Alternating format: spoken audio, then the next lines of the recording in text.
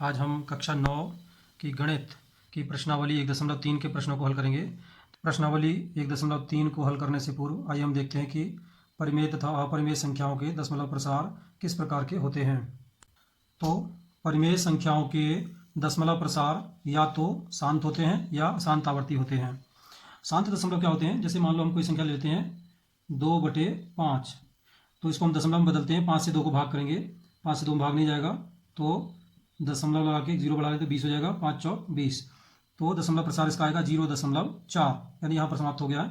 इसी तरह एक और संख्या ले लेते हैं, सपोज 3/4, तो 4 से 3 को भाग करेंगे, भाग नहीं जाएगा, दशमलव लगा के 0 बढ़ाया 30 हो गया, 4 7 28, बचा 2, 20 हो गया, 4 पंजे 20, तो ये हो गया 0.75। तो हम यहाँ पर देखते हैं कि 2/5 और 3/4 के दशमलव प्रसार जो है उसमें दशमलव के बाद अंकों की संख्या निश्चित होती है। इस प्रकार के दशमलव प्रसारों को हम शांत दशमलव प्रसार कहते हैं। आइए अब देखते हैं अशांत आवर्ती क्या होता है।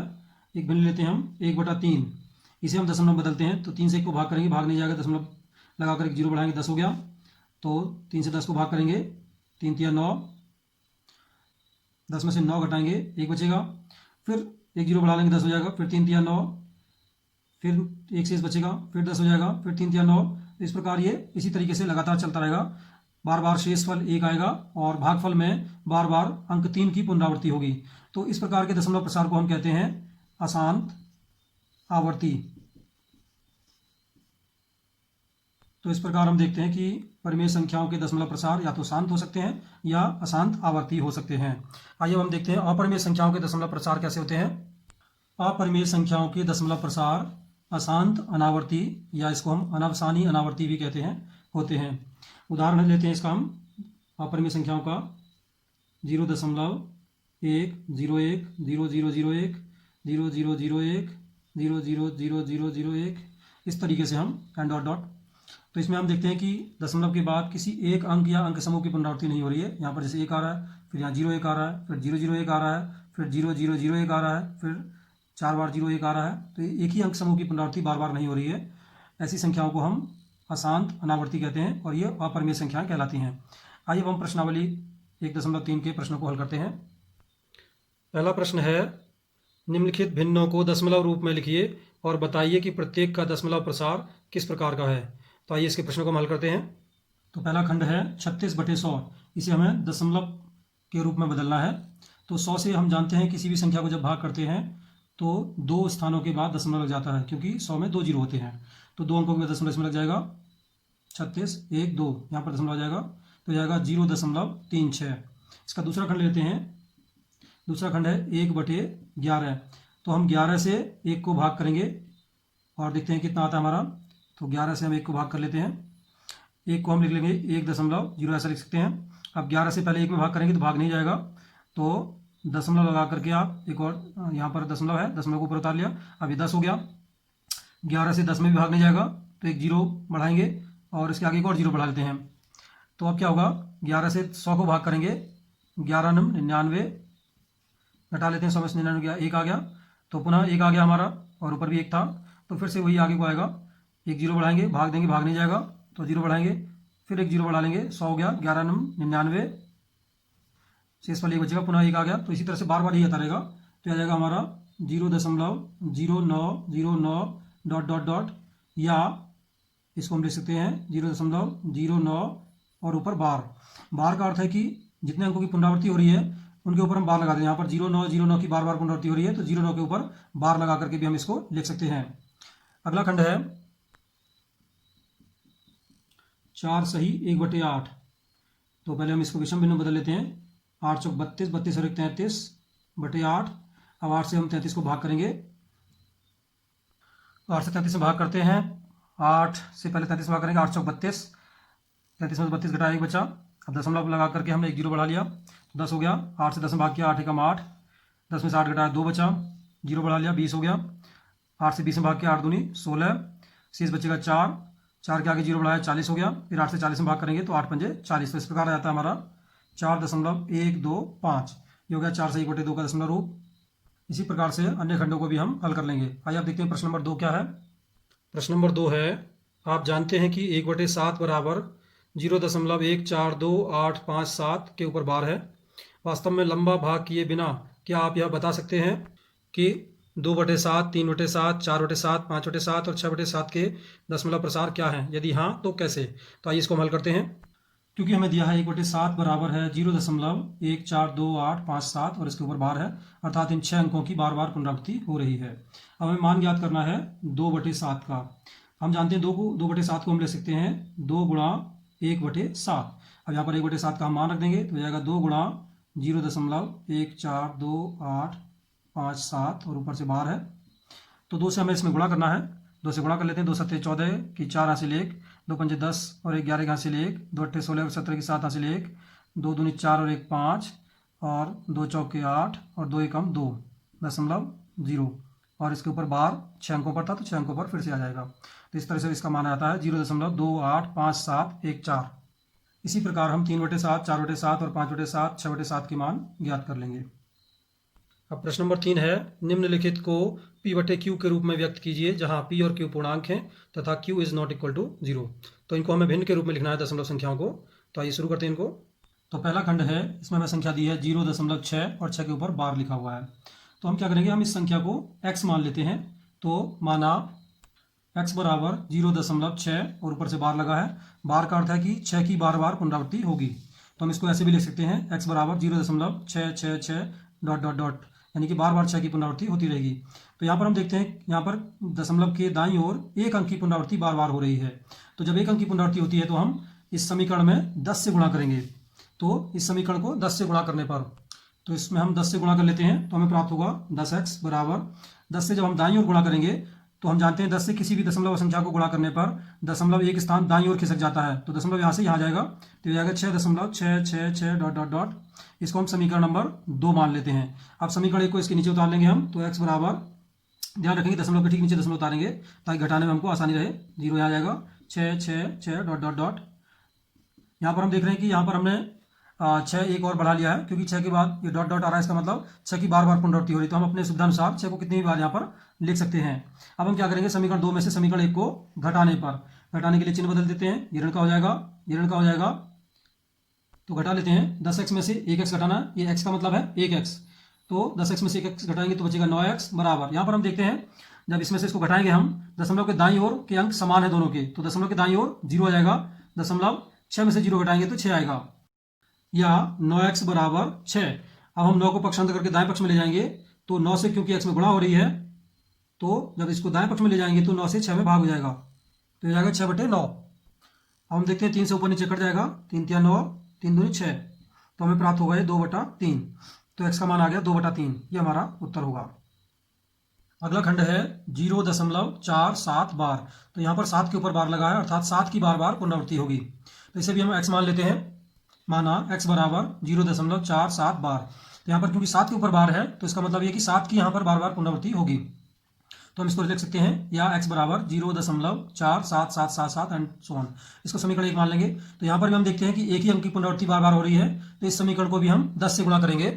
तो समीकरण 1 को हम 10 से गुणा कर लेते हैं। बाएं पक्ष में 10 से गुणा करेंगे तो 10x हो जाएगा, और दाएं पक्ष में हम 10 से गुणा करेंगे तो दशमलव एक स्थान दाईं ओर खिसक जाएगा, तो जाएगा 4.777 डॉट डॉट डॉट। इस तरीके से हमारा आ जाएगा। ये हो गया समीकरण नंबर 2। अब समीकरण 1 को इसके नीचे उतार लेते हैं। x बराबर 0.477 डॉट डॉट डॉट, समीकरण नंबर 1 हो गया है। अब समीकरण 2 में से समीकरण 1 को घटाने के लिए हम इसके चिन्ह बदल लेंगे। ये माइनस हो जाएगा, ये माइनस हो जाएगा। 10x में से 1x घटाएंगे तो ये बचेगा 9x बराबर। इधर हम देखते हैं दाएं पक्ष में 7 में से 7 घटाएंगे 0, 7 में से 7 घटाएंगे 0, 7 में से 4 घटाएंगे तो आएगा 3 दशमलव, और 4 में से 0 घटाएंगे तो 4 आ जाएगा। या इसको हम ले सकते हैं 9x बराबर 4.3। अब यहाँ पर चूंकि दशमलव एक स्थान के बाद आ रहा है, अगर हमें इसका दशमलव हटाना है, इसे पूर्णांक में बदलना है, तो दशमलव को एक स्थान दाईं ओर खिसकाना पड़ेगा। तो इसके लिए 10 से गुणा करना पड़ेगा। तो इसमें हम 10 से गुणा और 10 से भाग कर लेते हैं। 10 से गुणा और 10 से भाग कर लेंगे तो ये हमारा आ जाएगा, दशमलव एक स्थान दाईं ओर खिसक जाएगा। 10 से गुणा करेंगे तो जाएगा 43/10। अब 9 को पक्षांतर करके हम दाएं पक्ष में लाएंगे तो हो जाएगा x बराबर 43 बटे, यहाँ पर 10 पहले से ही है, और एक 9, ये भी 10 बटे में आ जाएगा, तो 10 गुणा 9 हो जाएगा। 10 से 9 में गुणा कर लेते हैं तो जाएगा 43/90। ये हमारा उत्तर हो जाएगा। तीसरा खंड है 0.001, और यहाँ पर 3 अंकों के ऊपर बार लगा है, अर्थात इन 3 अंकों की बार बार पुनरावृत्ति होगी। तो इसको भी हम x मान लेते हैं। तो माना x बराबर 0.001 और ऊपर से बार है, तो इन तीन अंकों की पुनरावृत्ति हो रही है, तो आप इसको पुनरावृत्ति के रूप में लिख सकते हैं। तो इसको लिख लेंगे हम x बराबर 0.001 001 001 एंड सो ऑन। इसको समीकरण 1 मान लेते हैं। तो यहाँ पर हम देखते हैं कि 3 अंकों की पुनरावृत्ति हो रही है यहाँ पर 001, तो 3 अंकों की पुनरावृत्ति हो रही है, तो हम इसमें 1000 से गुणा करेंगे इसके दोनों पक्षों में। तो समीकरण 1 को 1000 से गुणा करने पर, तो दाएं पक्ष को जब हम 1000 से गुणा करेंगे, बाएं पक्ष को 1000 से गुणा करेंगे तो ये जाएगा 1000x, और दाएं पक्ष में 1000 से गुणा करेंगे तो 0.3 स्थान दाईं ओर खिसक जाएगा, तो 1 2 3 1 के बाद आ जाएगा, तो 1.001 001 ये इसी तरीके से आते रहेंगे। अब समीकरण 1 को समीकरण 2 के नीचे उतार लेते हैं, तो जाएगा x बराबर 0.001 001 डॉट डॉट डॉट, ये हो गया समीकरण नंबर 1।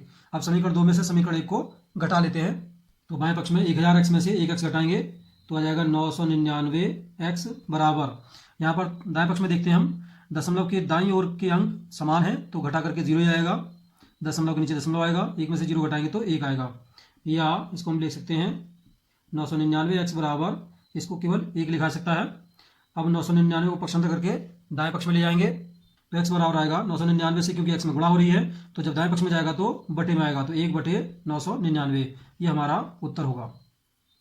प्रश्न नंबर 4 है 0.999 डॉट डॉट डॉट को p/q के रूप में व्यक्त कीजिए। क्या आप अपने उत्तर से आश्चर्यचकित हैं? अपने अध्यापक और कक्षा के सहयोगियों के साथ उत्तर की सार्थकता पर चर्चा कीजिए। तो आइए इस प्रश्न को हल करते हैं हम। तो इसमें भी हम मान लेते हैं x बराबर 0.9999 एंड सो ऑन, इसको समीकरण 1 मान लेते हैं। यहाँ पर हम देखते हैं एक अंक की पुनरावृत्ति हो रही है यहाँ पर दशमलव के दाएं ओर, तो हम इस समीकरण को 10 से गुणा करेंगे, तो 10 से गुणा कर लेते हैं समीकरण 1 को, बाएं पक्ष में 10 से गुणा करेंगे, x को 10 से गुणा करेंगे 10x हो जाएगा, दाएं पक्ष में जब हम 10 से गुणा करेंगे तो दशमलव एक स्थान दाईं ओर खिसक जाएगा, तो दशमलव यहाँ आ जाएगा, तो हमें प्राप्त होगा 9.999 एंड सो ऑन। अब समीकरण 1 को समीकरण 2 के नीचे उतार लेंगे, तो x बराबर 0.999 डॉट डॉट डॉट, समीकरण 2 में से समीकरण 1 को घटा लेते हैं, घटाने के लिए हम इसके चिन्ह बदल देते हैं, ये माइनस हो जाएगा, यहाँ पर भी माइनस हो जाएगा। अब 10x में से 1x घटाया तो हमें बचेगा 9x बराबर, यहाँ पर देखते हैं दशमलव के दाईं ओर का जो मान है दोनों संख्या में बराबर है, तो दशमलव के दाईं ओर 0 आएगा, दशमलव के बाईं ओर घटा लेते हैं, 9 में से 0 घटाया 9, या 9x बराबर 9, या x बराबर 9/9, 9 को जब दाईं ओर पक्षांतर करके ले जाएंगे तो बटे में आएगा, इसको ये हमें प्राप्त होता है 1।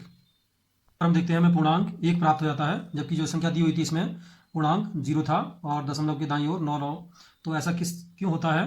क्योंकि यहाँ पर दशमलव के दाईं ओर 999 की पुनरावृत्ति असंख्य अपरिमित बार होती रहती है, अनंत तक होती चली जाती है, तो हम इसलिए इसका मान 1 प्राप्त होता है, क्योंकि इन दोनों 0.999 डॉट डॉट डॉट और 1 के बीच में कोई भी संख्या उपस्थित नहीं है, इसीलिए ये दोनों एक दूसरे के लगभग बराबर हैं।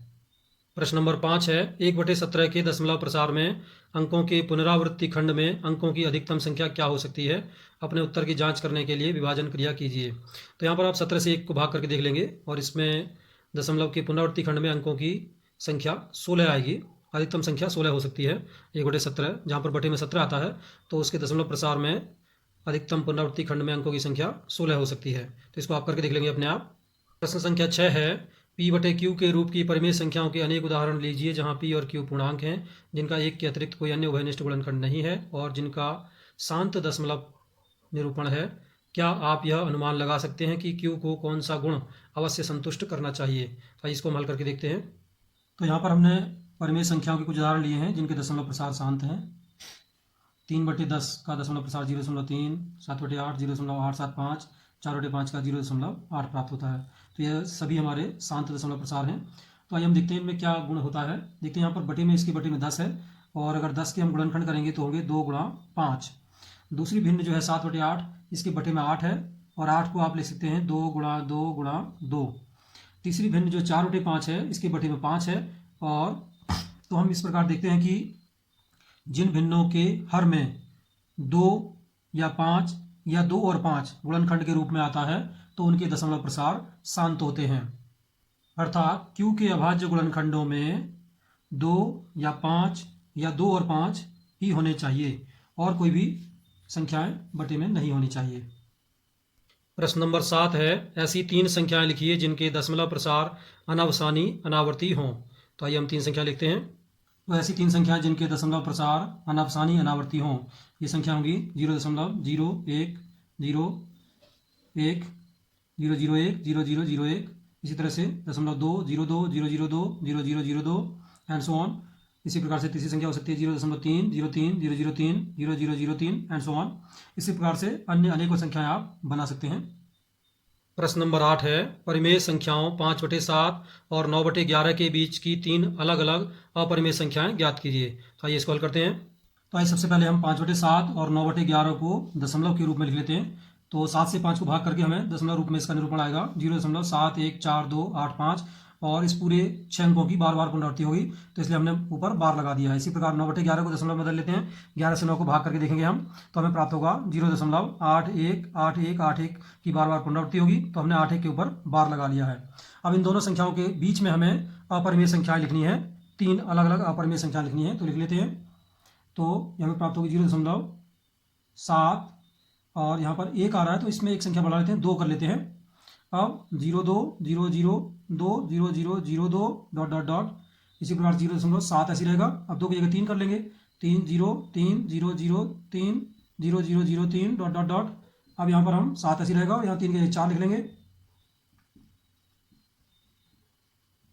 And so on. तो इस प्रकार ये 3 संख्या हमें प्राप्त हो जाती हैं। इसी प्रकार से अन्य संख्याएं भी आप लिख सकते हैं। प्रश्न नंबर 9 है, बताइए कि निम्नलिखित संख्याओं में कौन कौन संख्याएं परिमेय और कौन कौन संख्याएं अपरिमेय हैं। तो आइए इनको हम हल करके देखते हैं। इस प्रकार हमें संख्या दी है। पहली संख्या √23, क्योंकि 23 का वर्गमूल नहीं निकल सकता है पूरा पूरा, तो अतः यह अपरिमेय संख्या है। अब यहाँ पर हम देखते हैं √225, 225 का वर्गमूल निकल जाता है 15 आता है, और 15 एक परिमेय संख्या है। इसी प्रकार 0.3796 यह एक शांत दशमलव है, तो यह भी एक परिमेय संख्या है। और चौथा खंड है 7.478 डॉट डॉट डॉट। तो यहाँ पर हम देखते हैं कि 3 अंकों 4 7 8 की बार बार पुनरावृत्ति हो रही है, तो चूंकि यह अशांत आवर्ती दशमलव है तो यह भी परिमेय संख्या होगी। पांचवा खंड है 1.101 001 0001 00001 डॉट डॉट डॉट। तो यहाँ पर हम देखते हैं दशमलव के दाईं ओर किसी एक अंक या अंक समूह की पुनरावृत्ति नहीं हो रही है, अर्थात यह अशांत अनावर्ती दशमलव है, तो यह अपरिमेय संख्या है। तो इस प्रकार हमारी प्रश्नावली 1.3 पूर्ण होती है।